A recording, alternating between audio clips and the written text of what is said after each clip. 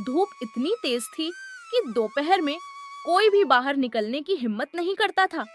पूरा गांव पसीने में भीग रहा था क्योंकि रात से बिजली गायब थी। सुबह तक किसी को चैन नहीं मिला। कुसुम अम्मा झल्लाते हुए बोली, इतनी गर्मी में हाथ पांव सुन्न हो गए हैं, पता नहीं कब आएगी ये बिजली।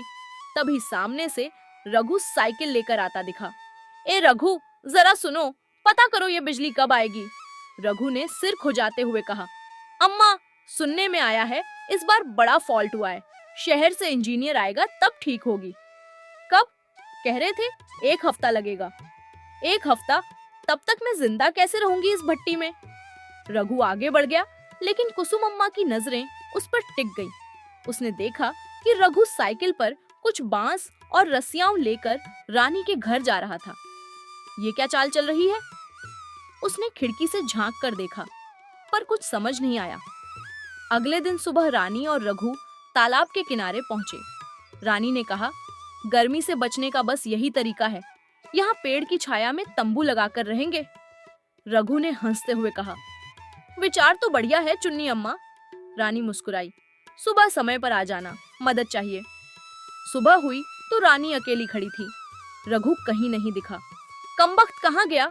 उसने गुस्से से कहा और तंबू लगाना शुरू कर दिया। तभी उसने देखा कि कोई पहले से ही वहां तंबू गाड़ चुका है। तंबू से विमला निकल आई। अरे तू यहाँ क्या कर रही है? विमला बोली, अरे तूने तो खुद माना कि तू बुढ़िया है, नहीं तो खुद को जवान कहती फिरती है। अपनी जुबान संभाल मोटी, वरना अच्छा नहीं होगा। ओह, क्या कर लेगी तू? दोनों की बहस शुरू हो गई। तभी रघु वहां पहुंचा। अरे अम्माओ, झगड़ा बंद करो, मैं दोनों की मदद कर दूंगा। रानी बोली, हट जा, तूने ही इसे बताया ना कि मैं यहाँ तंबू लगाने वाली हूँ। नहीं अम्मा, इसे खुद पता चला। झूठ मत बोल, इसके पीछे तेरी चाल है। बहस बढ़ती गई। अंत में विमला ने पूरे पेड़ की छाया वाला इलाका घेर लिया। रानी झुंझलाते हुए बोली, इतना बड़ा तंबू क्यों लगाया? क्यों? मुझे ज्यादा जगह चाहिए। कम से कम थोड़ी जगह मुझे भी दे दे। जो करना है कर ले, मैं कुछ नहीं हटाऊंगी। शाम को हवा चलने लगी। दोनों ने झगड़ा भुलाकर तंबू के बाहर बैठकर ठंडी हवा का मजा लिया। अगले दिन गांव का रामू अपने 2 बच्चों को लेकर आया। विमला अम्मा, ये मेरे बच्चे चीकू और बिंदी हैं। मैं दूसरे गांव जा रहा हूँ, इनका ध्यान रख लो।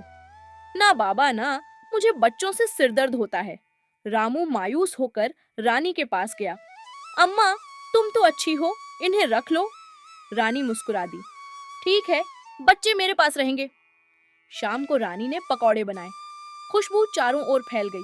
विमला ने ताने में कहा, अरे सब अकेले खा जाएगी। रानी ने कुछ नहीं कहा और पकौड़े लेकर तंबू में चली गई। अगले दिन बच्चों ने तालाब से मछलियां पकड़ी।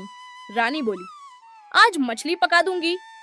खुशबू आई तो विमला बड़बड़ाई, अरे ये तो मछली बना रही है, मैं भी पकड़ लाती हूँ।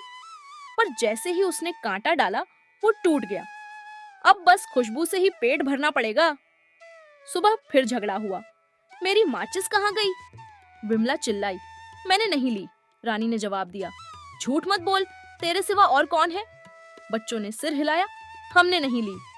विमला नाराज होकर बोली, तुम सब मेरा तंबू हथियाना चाहते हो। भूख से परेशान विमला गांव की ओर चली गई। धूप तेज थी। तभी पीछे से धराम की आवाज आई। वो घबराकर भागी और देखा, पेड़ गिर गया था, ठीक उसके तंबू के पास। वो चौंक कर बोली, हे भगवान, अच्छा हुआ मैं यहाँ नहीं थी, वरना मेरी कहानी यहीं खत्म हो जाती। क्या चाहोगे, मैं इस कहानी को थोड़ा और हास्य और गांव के रंगों के साथ रेडियो नाटक स्क्रिप्ट की तरह बनाऊं, जिसमें हर पात्र की आवाज और हाव भाव के संवाद भी हो?